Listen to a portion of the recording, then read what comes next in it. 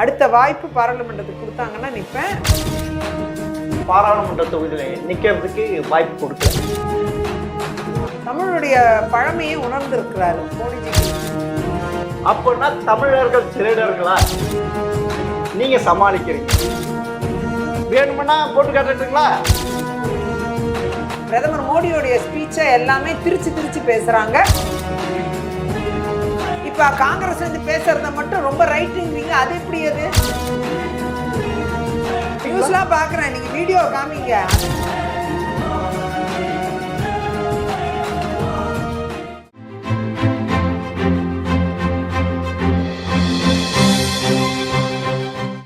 MTV நேயர்களுக்கு வணக்கம். அரசியல் ஆடுகளம் பகுதியில் விளவங்கோடு முன்னாள் எம்எல்ஏவும் பாரதிய ஜனதா கட்சியை சேர்ந்த விஜயதாரணி சந்திப்பு வாருங்கள். வணக்கம் மேம். வணக்கம் நேயர்களுக்கு வணக்கம். மேம், காங்கிரஸ்ல இருந்து பிஜேபிக்கு வந்திருக்கீங்க, உங்க கனவு இங்க நிறைவேறிருக்கா? இனிமே தான் நிறைவேறும். அடுத்த கட்டத்துக்கு இப்போ நம்ம பிரச்சாரம் பண்ணியிருக்கோம். எலெக்ஷனில் எல்லாரும் நிறைய பேருக்கு பிரச்சாரம் பண்ணி இந்த தடவை இந்த பாராளுமன்ற தேர்தலை சந்திச்சிருக்கோம். நிச்சயமாக ஜூன் 4ஆம் தேதி மிகப்பெரிய வெற்றியை பாஜக அடையும். தேசிய அளவில் மோடிஜி அவர்கள் 3வது முறையாக பிரதமராக போகிறாரு.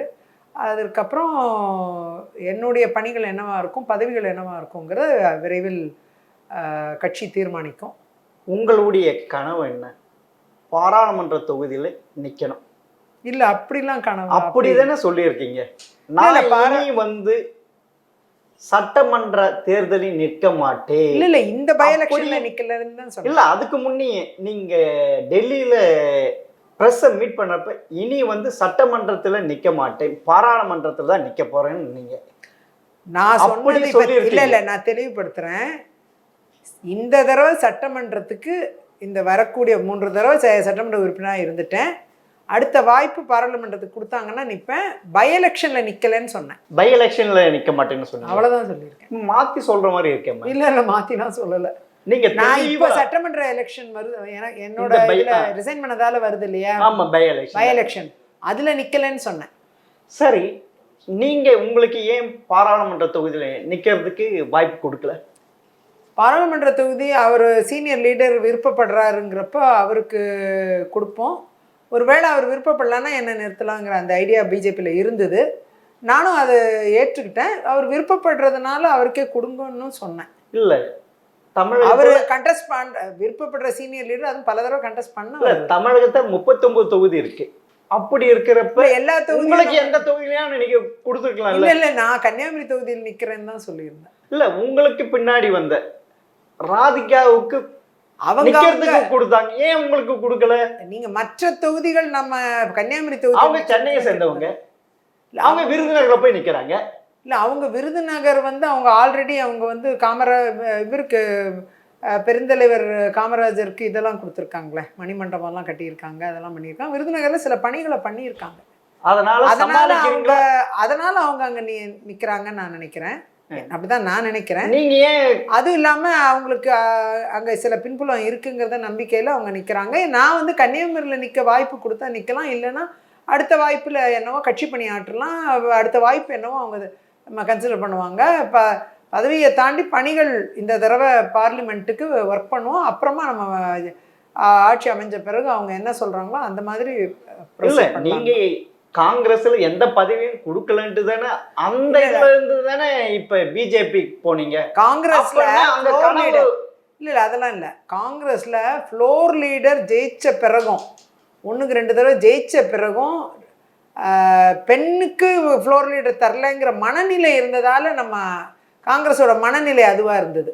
அதனால நாம வந்து பெண்களுக்கு ஏன் தலைமை பண்புகள் இல்லையா, இல்லை லீடர்ஷிப் ரோல் பெண்கள் பயணிக்க முடியாதா அப்படிங்கிற ஒரு கேள்வி. அதனால தான் நாம் வந்து மாறினது. அது இல்லாமல் எனக்கு ஒரு தடவை இல்லை 2 தடவை மறுக்கப்பட்டுச்சு. பிஜேபியில் பெண்களுக்கு தலைமை பதவி அவ்வளோ பெரிய லெவலில் யாருன்னா இருக்கிறாங்களா சொல்லுங்க. அவங்க டாக்டர் தமிழிசை சவுந்தரராஜன் தலைவராக இருந்தாங்க இல்லையா, பிஜேபியில் மாநில தலைவராக இருந்தாங்க. திருமதி வானதி ஸ்ரீனிவாசன் அகில இந்திய பெண்களோட பிரிவோடைய அகில இந்திய தலைவராகவே இருக்காங்க. அப்போ யாருக்கு பெண்களுக்கு தராமல் இருக்காங்க? எல்லாம் தந்துட்டு தானே. சரி, இந்த வாட்டி பாஜக அகில இந்திய அளவில் 400 இடத்துக்கு மேல நிக்குது. அதுல பாத்தீங்கன்னா 100 பேர் வேற கட்சியில இருந்து வந்தவங்க, இப்ப வந்தவங்க இடம் கொடுத்துருக்கு. அப்படி இருக்கப்ப உங்களுக்கும் கொடுத்துருக்கணும் இல்ல? அதுதான் ஒரு சீனியர் லீடர் அங்க நிக்கணும்னு ஆசைப்படுறப்ப நம்ம எப்படி அதை கேட்க முடியும்? அவங்களுக்கு கொடுத்துருக்காங்க மேம். நீங்க ஏன் நீங்க கன்னியாகுமரி தான் நிக்கணும்? கன்னியாகுமரி நிக்கணும் தான் நான் சொல்லியிருந்தேன். ஏன் வேற தொகுதி இல்ல வேற தொகுதி, நான் அங்கதானே 3 தடவை எம்எல்ஏ, அதனால அங்க நான் நிக்கிறேன்னு என் விருப்பத்தை சொல்லியிருந்தேன். என்ன கேட்டாங்க. இல்ல கன்னியாகுமரி தொகுதியில 6 சட்டமன்ற தொகுதியில விளவங்கோடு ஒரு தொகுதி 3 தடவை அங்கதான் எம்எல்ஏ நான். ஆமா. அதனால கன்னியாகுமரி பாராளுமன்ற தொகுதிக்கு வாய்ப்பு கொடுத்தா நிக்கலாம், இல்லைன்னா சீனியர் லீடர் அவர் நிக்கிறாருன்னா நிக்கட்டும், அடுத்த வாய்ப்புல நம்ம பாத்துக்கலாம் அப்படின்னு சொல்லிட்டு தான் நான். இந்த பை எலெக்ஷன்ல விளவங்கோடுல யாரு ஜெயிப்பாங்க? பாஜக ஜெயிப்பதற்கான வாய்ப்பு இருக்கு. அப்போனா நீங்க அவ்வளவு அங்க களப்பணி செஞ்சிருக்கீங்க, அதனால அப்படி சொல்றீங்களா? களப்பணி நான் செய்திருக்கேன். காங்கிரஸ் தானே ஸ்ட்ராங்கா இருக்கு, அதனால தானே நீங்க காங்கிரஸ் இருக்கிறப்ப நீங்க ஜெயிக்க முடிஞ்சது. நீங்க அதனால அதாவது 3 தடவை, ஒரு தடவை முதல் தடவை ஜெயிக்கிறப்ப நம்ம காங்கிரஸோட வலிமையில நம்ம ஜெயிச்சிருக்கலாம். அடுத்த 2 முறை ஜெயிக்கிறப்ப நம்மளும் பணியாற்றிருந்தா தான் மக்கள் ஓட்டு போடுவாங்க. வெறும் கட்சி மட்டும் கிடையாது, நம்மளுடைய பங்களிப்பும் இருக்கணும். அப்படி 3 தடவை பெரிய மார்ஜின்ல ஜெயிச்சவன் நான். அதன் பின்னர் நான் சட்டமன்றத்துக்கு 4வது தடவை அதே தொகுதியில் இன்னொரு பிற பெண்களுக்கு வாய்ப்பு தரட்டும்னு நினச்சேன். அதே மாதிரி எல்லா கட்சிகளுமே பெண்களாகவே கொடுத்துட்டாங்க. இப்போ ஒரு அன்டிக்ளேர்ட் பெண்கள் தொகுதியாக அது மாறிடுச்சு. ஆமாம், அது எனக்கு ரொம்ப மகிழ்ச்சி தான், சந்தோஷம் தான். எல்லா கட்சியும் பெண்களுக்கு உறுதியா சொல்ல முடியுமா? விளவங்கோடு சட்டமன்ற இடைத்தேர்தலில் பாஜக தான் ஜெயிக்கணும் உங்களால சொல்ல முடியுமா? ஏன்னா நீங்க 15 வருஷம் 13 வருஷமா அங்க இருந்திருக்கீங்க எம்எல்ஏ.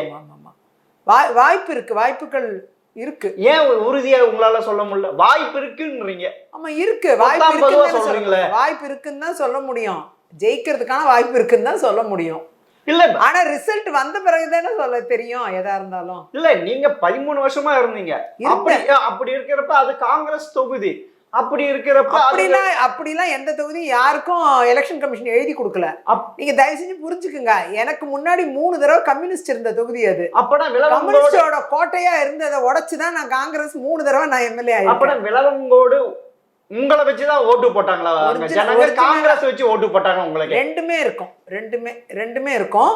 கட்சியை வச்சு முதல் தடவை கட்சி கேண்டிடேட் ரெண்டுமே. ஏன்னா என்னுடைய விளவங்கோடு தொகுதியை பொறுத்த வரைக்கும் மக்கள் வந்து அதிகம் கற்றவர்கள் இருக்கக்கூடிய மாவட்டமும் அப்படித்தான், விளவங்கோடு தொகுதியும் அப்படிதான். நல்ல well educated people, literate people. அப்படி இருக்கிறதுனால அவங்க வந்து கேண்டிடேட்டையும் பார்ப்பாங்க, யார் பெட்ரு அதெல்லாம் ஆலோசிப்பாங்க.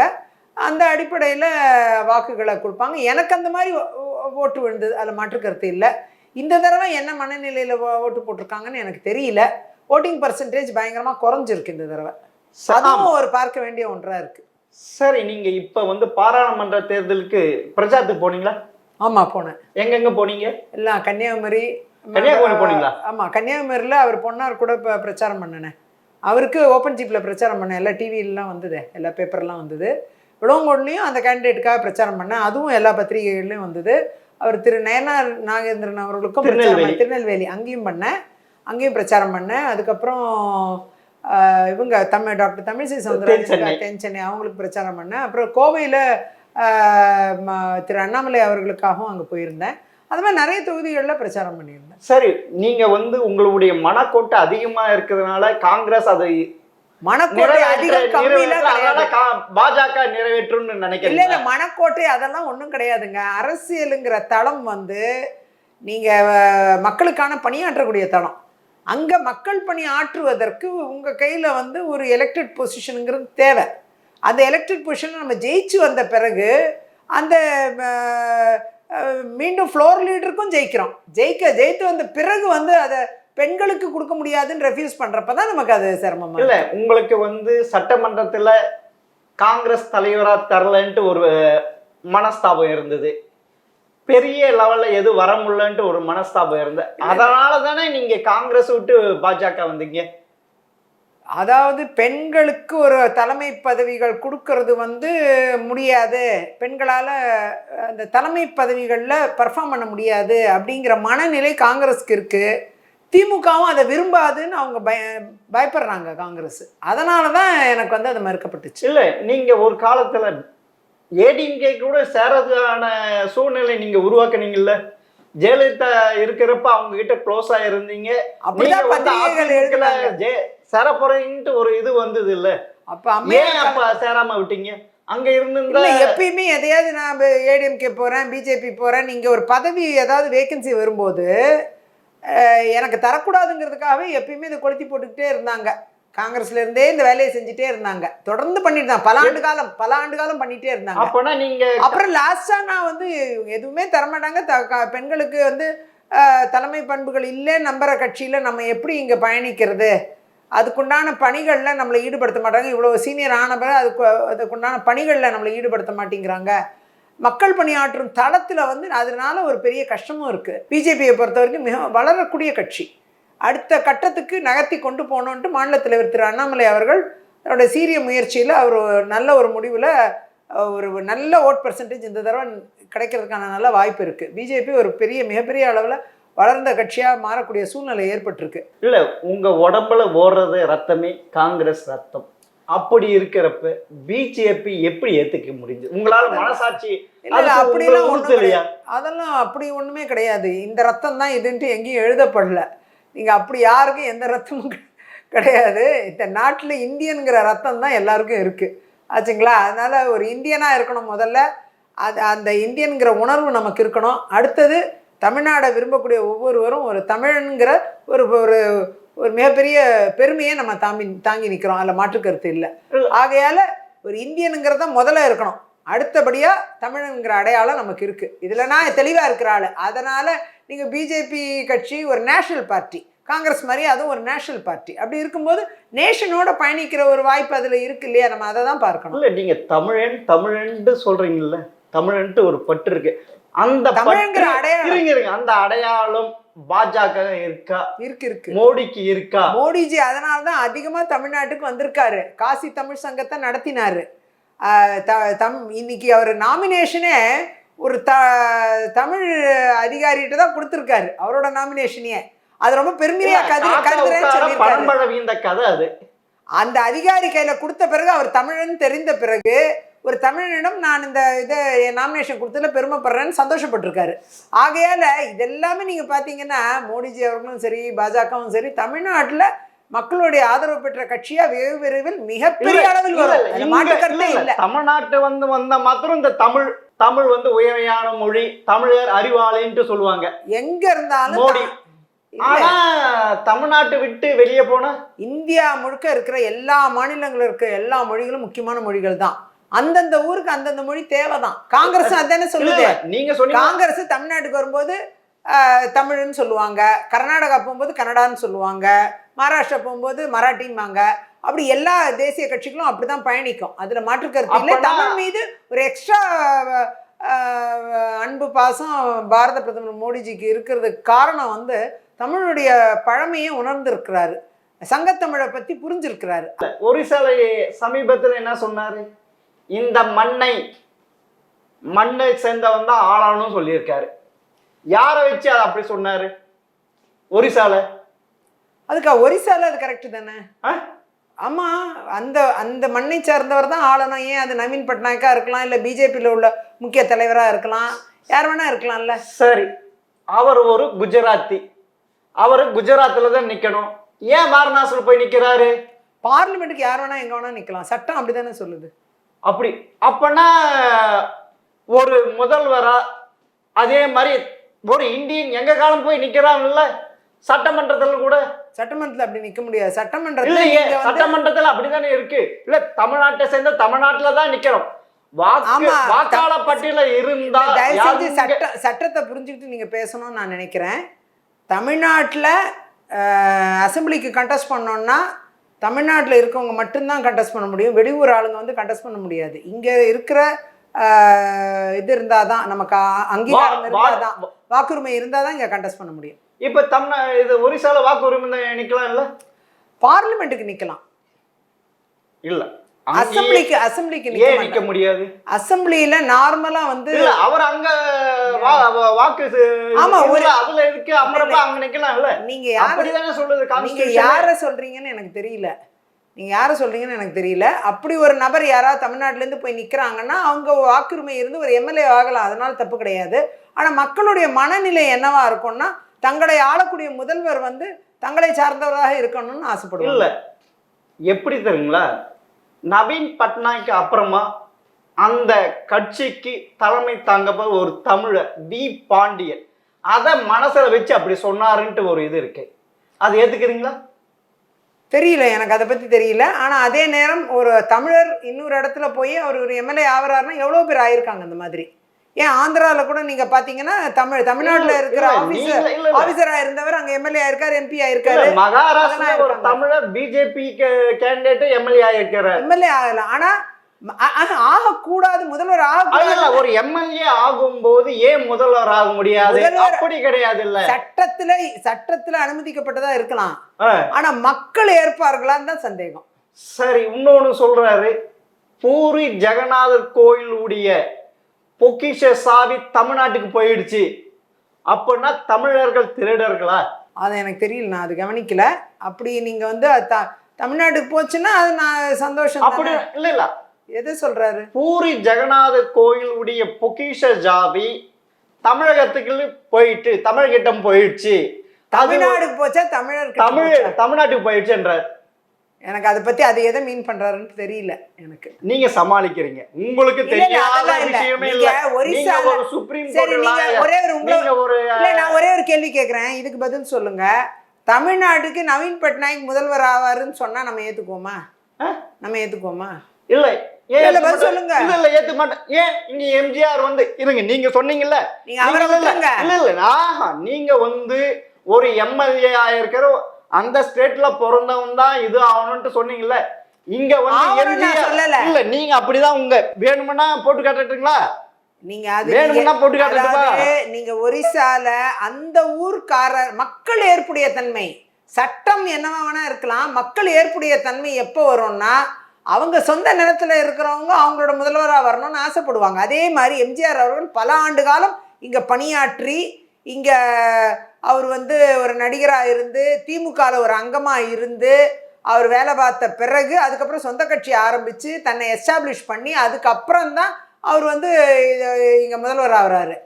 அதை மாதிரி ஒருத்தர் எஸ்டாப்ளிஷ் பண்ணி வந்து மக்கள் விரும்பினாங்கன்னா யார் தடுக்க முடியும்? நீங்க தானே சொல்ல சட்ட உங்களுக்கு மக்கள் விரும்பினா யார் தடுக்க முடியும்? உங்களுக்கு சுப்ரீம் கோர்ட் லாயர், கான்ஸ்டிடியூஷன் பத்தி உங்களுக்கு நல்லாவே தெரியும். அப்படி இருக்கிறப்ப நீங்க என்ன சொல்றீங்க, அந்த மண்ணை அந்த மாநிலத்தை சேர்ந்தவங்க முதல்வர் ஆக முடியும் அப்படின்னு சொன்னீங்க. சட்டப்படி இது பாருங்க, சட்டப்படி உங்களுக்கு வந்து ஒரு எம்எல்ஏ அங்க வாக்குரிமை பெற்றிருந்தா தான் அங்க நிக்க முடியும். அவன் ஒரு எம்எல்ஏ ஆனா முதல்வர். அதுதான் சொல்றேன், அந்த கட்சியை சேர்ந்த எம்எல்ஏ. நீங்க தமிழ்நாடுன்னு சொன்னீங்க, தமிழ்நாடுல இருந்து ஒருத்தர் போய் நிக்கலாமா? தமிழ்நாடா இருந்தா அங்க வாக்காளர் பட்டியல் அவர் பேர் இருக்குன்னா நிக்கலாம், முதல்வரும் ஆகலாம், எல்லாம் ஆகலாம். ஆனா அங்க இருக்கிற மக்கள் ஏற்புடைய தன்மை இருக்கணும். நீங்க இங்க வந்து பல ஆண்டு காலம் ஒரு இடத்துல பணியாற்றி இப்ப அவருக்கு மக்களுடைய ஆதரவு இருந்தா யார் தடுக்க முடியும்? அந்த ஊர்க்காரர் மக்கள் ஏற்புடைய தன்மை, சட்டம் என்னவா வேணா இருக்கலாம், மக்கள் ஏற்புடைய தன்மை எப்போ வரும்னா அவங்க சொந்த நிலத்துல இருக்கிறவங்க அவங்களோட முதல்வராக வரணும்னு ஆசைப்படுவாங்க. அதே மாதிரி எம்ஜிஆர் அவர்கள் பல ஆண்டு காலம் இங்க பணியாற்றி இங்க அவர் வந்து ஒரு நடிகராக இருந்து திமுகவில் ஒரு அங்கமாக இருந்து அவர் வேலை பார்த்த பிறகு அதுக்கப்புறம் சொந்த கட்சி ஆரம்பித்து தன்னை எஸ்டாப்ளிஷ் பண்ணி அதுக்கப்புறம் தான் அவர் வந்து இங்கே முதல்வர் ஆகிறாரு. இல்ல நீங்க சொன்ன முடியாது மக்கள் ஏற்புடைய தன்மை கான்ஸ்டிடியூஷன்ல வாக்குரிமை எல்லாம் நிக்க முடியாது. திருப்பி நீங்க மாத்தி கேட்காதீங்க. கான்ஸ்டிடியூஷன்ல வாக்குரிமை இல்லைன்னா நிக்க முடியாது, எம்எல்ஏக்கு நிக்க முடியாது. சரி, எம்பிக்கு நிக்கலாம். எம்பிக்கு வாக்குரிமை இந்தியால எங்க இருந்தாலும் யார் வேணா எந்த கான்ஸ்டிடியூன்சி வேணா நிக்கலாம், அதுதான் சட்டம். சரி, அது இங்க ஒரிசால இப்படி பேசினார், அதே உத்தரப்பிரதேசல என்ன பேசினாரு? அங்க வந்து வட இந்தியர்களை தமிழர்கள் முட்டாள்கள் என்று கீழ்த்தரமா நினைக்கிறாங்க அப்படின்ட்டு ஒரு கொளுத்தி போடுறாரு. அது நம்ம தெரியலையே, அந்த மாதிரிலாம் சொன்ன மாதிரியே தெரியல. நீங்க எல்லாத்தையும் புதுசா ஏதோ கதையை கட்டுறீங்க. இல்லை, நான் அந்த மாதிரி சொல்லவே இல்லை, எங்கேயுமே சொல்லலையே. நான் சொல்லல, இப்ப தமிழக முதல்வர் அறிக்கையே விட்டு இருக்காரு, இப்படி பிரதமர் இப்படி எல்லாம் பேசிட்டு இருக்காருன்ட்டு. நிறைய பொய் சொல்றாங்க. பிரதமர் என்ன பேசுறாருன்னு திருச்சி வேற மாதிரி அதை அறிக்கை விட்டு இருக்காரு இல்ல, அவரு சொல்லியிருக்காரு இல்ல, அதுதான் பொய் பொய்யா அப்பனா முதல்வர் பொய் சொல்றாரா, ஸ்டாலின் பொய் சொல்றார் இருக்கலாம். ஏன்னா உறுதியா உங்களால சொல்ல முடியுமா? இருக்கலாம், நிச்சயமா. அது எல்லாமே பொய் பொய்யா திருச்சி சொல்லப்படுது. பிரதமர் மோடியோடைய ஸ்பீச்சை எல்லாமே திருச்சி பேசுறாங்க. அவர் அந்த மாதிரி ஒரு வார்த்தை சொல்லவே இல்லை. அவர் சொன்னது வேற கான்டெக்ட்ல, இவங்க வேற கான்டெக்ட்ல சொல்றாங்க. சரி, ஏப்ரல் 19 முதல் கட்ட வாக்குப்பதிவு முடிஞ்ச உடனே ராஜஸ்தான்ல என்ன பேசினாரு? வந்தேரிகள் அதிகமாக குழந்தை பெற்றவர்களுக்கு இந்தியர் உங்க சொத்து எல்லாம் புடுங்கி கொடுத்துருவாங்கன்னாங்க. அது மாடல் கோட் ஆஃப் கான்டக்ட் பிரகாரம் தவறு தானே? நான் இதை எக்ஸ்பிளைன் பண்ணணும்னு நினைக்கிறேன். அதாவது பரம்பரை சாம் பெட்ரோடா தெளிவாக ஒரு விஷயத்த காங்கிரஸோடைய அனுமதியோட பேசியிருக்காரு. ஒன்று, அவர் என்ன சொல்லியிருக்கிறாரு, பரம்பரை சொத்து இந்தியாவில் பல ஆண்டு காலம் பழமையான நாடு இது. இந்த நாட்டில் பரம்பரை சொத்துக்கான வேர் அதிகமாக இருக்குது. ஆனால் அமெரிக்கா மாதிரி இங்கேயும் அது அமெரிக்க நாடு சில 100 ஆண்டுகள் தான், 200 ஆண்டு தான் பழமை. நம்மளது ஆயிரக்கணக்கான ஆண்டுகள் நம்ம வாழ்ந்துட்டு இருக்கோம். இந்தியரோட பரம்பரை சொத்துக்கள்னு பார்த்தீங்கன்னா ரொம்ப அதோடைய வேர்கள் பலமாக இருக்கக்கூடிய, நம்ம சாதாரண நபர்கள் நம்ம போன்றவங்க கூட பரம்பரை சொத்துக்கள் வச்சுருப்போம். அப்படி பரம்பரை சொத்துக்களுக்கு நாட்டுடைமை ஆக்குவதும் வரி போடுவதும் அமெரிக்காவில் இருக்கிற மாதிரி இந்தியாவிலையும் ஆலோசிக்கலாம், கொண்டு வரலாம் அப்படின்னு சொல்லி காங்கிரஸோட அனுமதியோடு தான் அவர் ஓவர்சீஸ் தலைவர் அவர் சொல்கிறாரு. சொன்ன உடனே அதை தான் மோடிஜி அவர்களும் அமித்ஷாஜி அவர்களும் தெளிவாக சொல்லியிருக்கிறாங்க. என்ன சொல்கிறாங்க, இது மாதிரி பரம்பரை சொத்துக்களை நீங்கள் 45%, 100% நம்ம சம்பாதிச்ச சொத்தை 45% சொத்து தான் நாம் வச்சுக்க முடியும். நம்ம பிள்ளைக்கு நாம் ட்ரான்ஸ்ஃபர் பண்ணது 45% தான் ட்ரான்ஸ்ஃபர் பண்ண முடியும். 65% நாட்டுடைய ஆக்கப்படும்.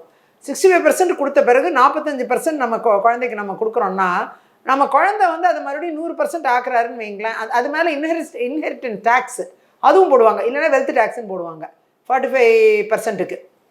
ரொம்ப கஷ்டப்பட்டு நம்ம பிள்ளை அதை மறுபடியும் 100% ஆக்கினான்னா, மறுபடியும் அதை 45% தான் அவ பிள்ளைக்கு ட்ரான்ஸ்ஃபர் பண்ண முடியும். மறுபடியும் 65% நாட்டுடைமை ஆக்கப்படும். இது முக்கியமான விஷயம். நாளைக்கு இது நாட்டுடைமையாக நம்ம சொத்துக்களை நாம் கொடுக்கும்பொழுது நம்ம குழந்தைகள் ஒவ்வொரு தடவையும் 45%, 65% கொடுத்துக்கிட்டே வருவாங்க. கடைசியில் அந்த 45% வச்சுக்கிட்டு மேற்கொண்டு எவ்வளோ 100% நம்ம சம்பாதிச்சாலும் இதை நாட்டுக்கு கொடுத்துக்கிட்டு இருப்போம். நாம் அது வேற ஒருத்தர் முன்னுரிமை பெற்றவங்களுக்கு போய்கிட்டே இருக்கோம். ஆனால் இந்தியாவில் அதை கொண்டு வந்தால் அங்கே பெரிய மேல்தட்டில் இருக்கக்கூடிய ஒரு சில ஆட்களுக்கும் அந்த கவுண்டிஸ் ஒரு 5-6 கவுண்டிஸ்லையும் இது அமலில் இருக்குது.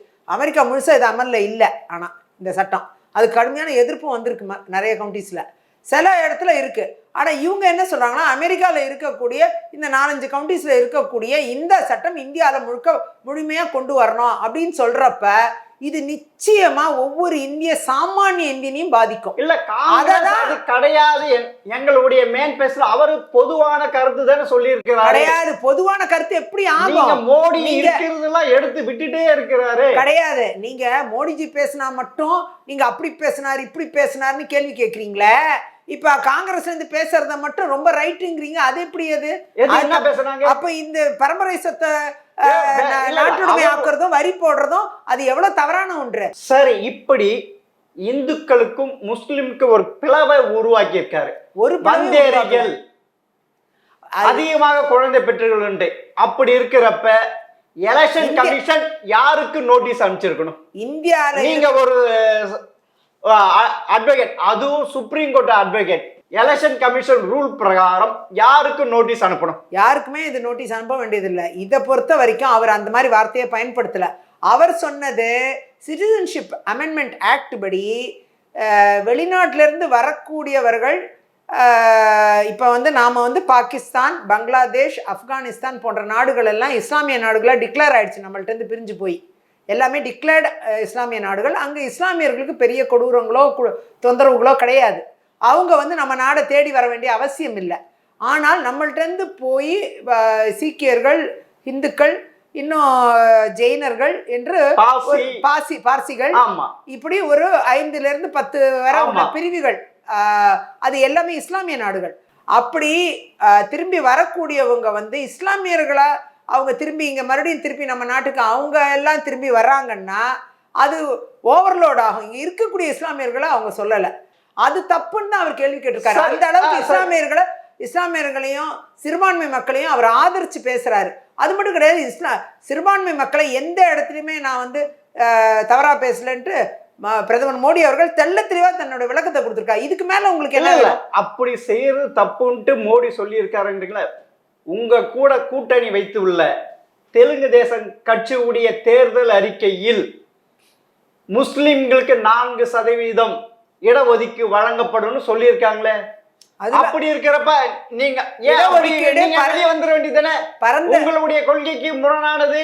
இது முடிஞ்ச பிறகு அவங்களுக்கு விளக்கத்தை உண்டு பண்ணுவோம். நாங்க 12% ரிசர்வேஷன் தரலாம் அப்படிங்கிற மாதிரி ஒரு அபிப்பிராயத்தை இங்கே வந்து தமிழ்நாட்டில் சொன்னப்போ கிறிஸ்தவர்கள் என்ன சொல்லிட்டாங்க, எங்களுக்கு அந்த நாங்கள் 7.2 உள் ஒதுக்கீடு வேணாம்ட்டாங்க. அவங்க அந்த 12% இருக்கீங்க, அதனால ஈவன் 12% கொடுத்தா கூட கம்மி தான்ட்டாங்க அவங்க. ஆமா, அவங்க 3.2 எங்களுக்கு வேண்டவே வேண்டாம், அந்த 12% கொடுத்தா கூட கம்மி தான். நான் எங்களுக்கு வந்து 69%லையுமே இருக்கோம் நாங்க. ஆமா, ஆனா தனி ஒதுக்கீடுன்னு அவங்க கேட்கவே இல்லை எங்கேயுமே. ஆனால் இந்த மாநிலங்கள்லாம் நான் உங்களுக்கு ஒதுக்கீடு கொடுக்குறோம்னு சொல்லிட்டு அவங்களுக்கு இருக்கிற 60% ஒதுக்கீடுலேருந்து 4%-ஆக குறைக்கிறாங்க. இப்போ அதுதான் நீங்கள் அவங்களுக்கு இப்போ பறந்து விரிந்த பெரிய ஒதுக்கீடு இருக்கும் பொழுது சின்ன ஒதுக்கீடுக்குள்ளே கொண்டு வந்துட்டு ரெஸ்ட் ஆஃப் தி இப்போ 60ல் 4 போச்சுன்னா 56% அவங்களுக்கு இல்லை. What is not given, what is not prohibited is permitted, what is not permitted is prohibited. இதுதான் சட்டம். அப்படி இருக்கும் பொழுது 4%க்குள்ளே கொண்டு வந்துட்டா மிச்சம் இருக்கிற 56% கர்நாடகா எங்கெங்கே இந்த மாதிரி அனௌன்ஸ்மெண்ட் வர மாநிலங்களில் 56% அவங்களுக்கு பார்ட்டிசிபேஷனே இல்லாமல் போடும். அவங்க வந்து அதுக்காக பகிரத பிரயத்தனம் எடுத்தால் கூட அவங்களோட இது எல்லாமே இந்த 4%ல் அவங்க பார்வையெல்லாம் 4%க்குள்ளே போயிடுது. சரி, நான் இன்னும் கேட்டு அதே நீங்கள் அதுக்கு வரவே இல்லையே. தேர்தல் கமிஷன் யாருக்கு நோட்டீஸ் அமைச்சிருக்கணும்? மோடிக்கா இல்லை அது அவர் சார்ந்த கட்சியுடைய தலைவருக்கா, நட்டாவுக்கு அமைச்சிருக்காரு? இது சரியா? என்ன இல்ல ராஜஸ்தான்ல பேசுற இதுக்கு வந்தேரிகள் குழந்தை பெற்றுக் கொள்ளுவர்கள் வெளிநாடுல இருந்து வரக்கூடிய ஒரு டிவைட் பண்றாரு இந்து முஸ்லிம். அதெல்லாம் பண்ணல. இல்ல அப்பனா தாக்கரேக்கு கொடுக்க வேண்டிய தண்டனை மாதிரி மோடிக்கு கொடுக்க வேண்டியது தானே? அந்த நிலைமை தானே. அதெல்லாம் அவர் வந்தேரிகள் தாக்கருக்கு 6 வருஷம் ஓட்டு போட முடியாது, 6 வருஷம் தேர்தல் நிக்க முடியும். அப்படி ஒரு நிலைமை தானே அவருக்கு. அப்படி எல்லாம் கிடையாது. நீங்க அவர் வந்தேரிகள் அந்த நிலைமையில தான் அவர் இருக்கிறாரு. வந்தேரிகள்னா யாரு? நாட்டுல இருந்து வெளிநாட்டுல இருந்து வர்றவங்க. வந்தேரிகள்னா யாரு? நீங்களா இல்ல நானா? வந்தேரிகள்னா பாகிஸ்தான், ஆப்கானிஸ்தான், அது என்ன பங்களாதேஷ், இதை மாதிரி வெளியிலேருந்து வரக்கூடிய இஸ்லாமிய நாடுகள்லேருந்து வரக்கூடிய வந்தேரிகள், வெளிநாட்டிலேருந்து வரக்கூடியவங்களை சொல்கிறாரு. சரி மேம், இதே உத்தரப்பிரதேசத்தில் இந்திய கூட்டணிக்கு ஆட்சிக்கு வந்தால் ராமர் கோவிலை புல்டோசர் வச்சு அடிச்சிடுவாங்க. அப்புறமா அமித்ஷா சொல்லி வர பூட்டு போட்டுருவாங்க. அப்படிலாம் நடந்துருமா? வாய்ப்பு இருக்குல்ல. ஏன்னா ராமர் கோவிலில் கட்டக்கூடாதுன்னு எதிர்ப்பு தெரிவித்தாங்க காங்கிரஸ். கட்டின பிறகு இன்விடேஷன் கொடுத்தா வரமாட்டேன்ட்டாங்க. அப்படிலாம் இருக்கும்போது அவங்களோட வெறுப்பு எதிர்நிலை இருக்குல்ல, ராமர் கோயிலுக்கு எதிரான எதிர்நிலை வெறுப்பு இருக்கு இல்லையா, அதனால ஏதாவது பண்ணிடுவாங்க அப்படின்னு யோசிக்கிறாங்க. சரி, நீங்க வந்து தேர்தல் ஆரம்பிக்க முன்ன பாஜக 400 இடங்கள் வின் பண்ணுன்னு சொல்லிட்டு இருந்தீங்க. இன்னைக்கு அந்த நிலைமை அப்படி சொல்றதையே விட்டுட்டீங்க. ஏன் 400 இடங்கள் வின் பண்ணும் நான் சொல்றேன், எடுத்துக்கோங்க. இல்ல மோடி சொல்றாரா, அமித்ஷா சொல்றாரா, நட்டா சொல்றாரா, ராஜ்நாத் சிங்? நீங்க இப்பதான் வந்திருக்கீங்க பாஜக. நானும் சொல்றேன், அவங்களும் ஏற்கனவே சொல்லியிருக்காங்க. கோட்டைங்க அங்கேயே இருந்து ஏற்கனவே சொல்லியிருக்காங்க. நீங்க வந்து 400 சீட் வருங்கிறத அவங்க சொல்லிக்கிட்டு இருந்தாங்க. நானும் இப்ப சொல்றேன் 400 சீட் வரும். அப்படியே வச்சு இப்ப சரி, இந்திய கூட்டணியே வின் பண்ணாதுன்ட்டு ஒரு நிலைமை இருந்து இப்ப வந்து 5 கட்ட தேர்தல் வாக்குப்பதிவு முடிஞ்ச உடனே இன்னைக்கு வந்து பிரியங்கா நாங்க 300 எண்ணங்களுக்கு மேல் வின் பண்ணுவோம், ராகுல் காந்தி பிரதமரா வருவாருன்னு சொல்லியிருக்காரு. அதுக்கு ஏன் சொல்றீங்க? 22 கூட்டணி கட்சிகளை அறிவிப்பாங்களான்னு முதல்ல அவங்கள்ட்ட கேட்கணும். பிரதமர் கேண்டிடேட் இல்ல, அவங்களுக்கு தேர்தல் ஆரம்பிக்க இருக்குமா அவங்க மேல நம்பிக்கையே இல்லை. ஏன்னா இது வரைக்கும் நடக்காத பார்லிமெண்ட் தேர்தலில் இப்பதான் கம்மியா நிக்கிறாங்க காங்கிரஸ் 330 அவ்வளவுதான். அப்படி இருக்கிறப்ப இப்ப வந்து அதுல 300 இடம் வந்துருங்கிறாங்க. இல்ல இந்திய கூட்டணி சேர்த்து 300 இடம் வர்றாங்க. இந்தியா கூட்டணியில இருக்கிற 22 கட்சியும் இவங்கள பிரதமர் கேண்டிடேட்டு காங்கிரஸ் வர வைப்பாங்களா, சப்போர்ட் கொடுப்பாங்களா, அதே மாதிரி ராகுல் காந்தி அவர்களை பிரதமர் ஆக்குவாங்களாங்கிற கேள்வி இன்னுமே இருந்துகிட்டு இருக்கு. ஏதோ அவங்க நம்பிக்கையை சொல்றாங்க, அவ்வளவுதான். இல்ல பெண்கள் பஸ்ஸில் இலவசமா போறதுனால மெட்ரோக்கு லாஸ்ன்றார். பெண்கள் இலவசமா போனா என்ன யார் சொல்றாங்க? இல்ல இல்லையா, அப்படிலாம் எதுவுமே சொல்லு. இது பெரிய பூகம்பமா வெடிச்சுது. இல்லையா, அதெல்லாம் எதுவுமே சொல்ல. உங்களுக்கு நீங்க எங்கதான் இருக்கிறீங்க? இல்ல எல்லாம் இருக்கோம். இந்த மாதிரிலாம் சொல்லவே இல்லையே, நான் எங்கேயுமே கேட்கல. காமிங்க நீங்க எங்கதான் அந்த வீடியோ காமிங்க.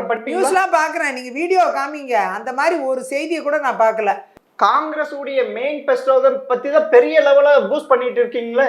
எங்க இருக்கு? இல்ல இடஒதுக்கீடு, அதாவது மத ரீதியான இடஒதுக்கீடு கொடுத்துருவாங்க அப்படின்ட்டு சொல்றீங்க. ரீதியான இடஒதுக்கீடு எதை விளைவிக்கும்னா அந்த மதத்தை சார்ந்தவங்களுக்கு அதிகமான ஒதுக்கீடை சுருக்கிடுது. அதை தான் நம்ம மீன் பண்றோம். இல்ல உங்களுக்கு தெரியும் கான்ஸ்டிடியூஷன் பத்தி. கான்ஸ்டிடியூஷன் மத அடிப்படையில் இடஒதுக்கீடு தர முடியாதுன்ட்டு கான்ஸ்டிடியூஷன்லயே இருக்கு. அப்படிதான். அப்படி இருக்கிறப்ப பாஜக நீங்க சொல்றீங்க அது எப்படி சாத்தியம்? மத ரீதியான ஒதுக்கீடு வந்து அந்த முழுமையா எல்லாத்துலயுமே அவங்க வர முடியும்.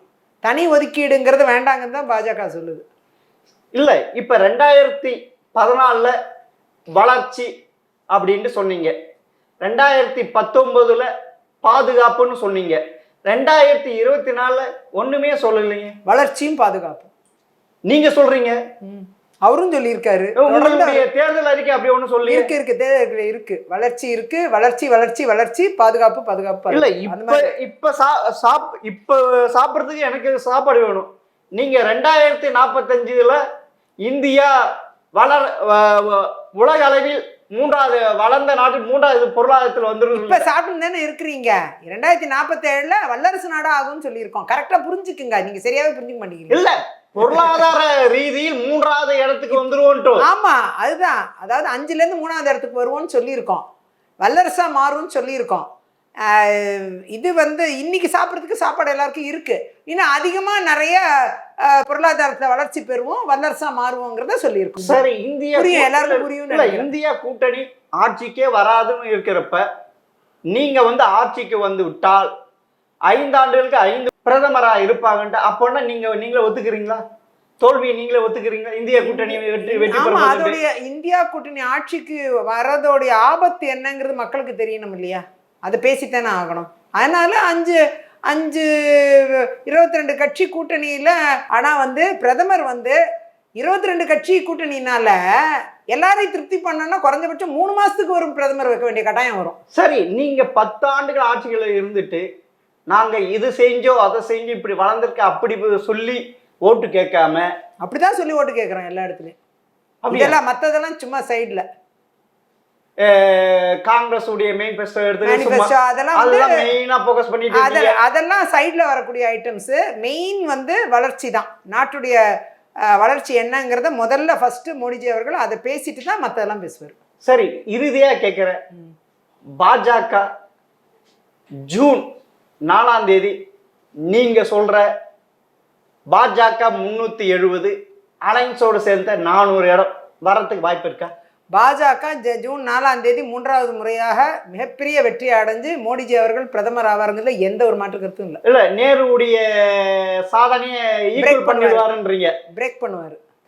இல்ல வரைகின்ற தகவல் பார்த்தா பாஜக 200ல இருந்து 250க்குள்ளதான் வருன்றாங்களே. அதெல்லாம் இல்லை, நிச்சயமா பெரிய அளவுல வெற்றி பெற்று வருவாங்க. நீங்க எதிர்பார்க்கிற உத்தரப்பிரதேசம் வராதுன்றாங்க, எல்லாம் வரும். பீகாரும் இல்லன்றாங்க, சொல்லிட்டே இருப்பாங்க, இல்லன்றாங்க, ராஜஸ்தானும் இல்லன்றாங்க, ஆறுதல், சத்தீஸ்கர் இல்லன்றாங்க. ஆறுதல், எதிர்கட்சிக்கு ஆறுதல். அப்பனா ஆறுதல் அவங்க ஆறுதலா சொல்லிக்கிறாங்க. தேர்தல் முடிஞ்சு வாக்கு எண்ணிக்கை வரும்போது ஆட்டோமேட்டிக்கா பாஜக பெரிய அளவுல ஆட்சி அமைக்கும், அதோட பெசாமாயிருவாங்க. ஆல்ரெடி ஃபர்ஸ்ட் 100 டேஸ்க்கு நாங்க என்ன பண்ண போறோம், முதல் 25 நாட்கள் முழுமையாக இளைஞர்களுக்காக செலவிடுவேன் அப்படின்ட்டு பிரதமர் மோடி சொல்லியிருக்காரு. இல்ல இப்ப இருக்கிற நேஷனல் ஊடகம்லாம் பெரிய லெவல்ல முன்ன சொன்ன மாதிரி இப்ப சொல்றது இல்ல. இப்ப ராகுல் காந்திக்கு அதிகமா முக்கியத்துவம் கொடுக்க ஆரம்பிச்சாங்க. ஏன்னா 2024 மாற்றம் உருவாகலாம், 2004 ஏற்பட்ட போது அப்படின்றாங்களே.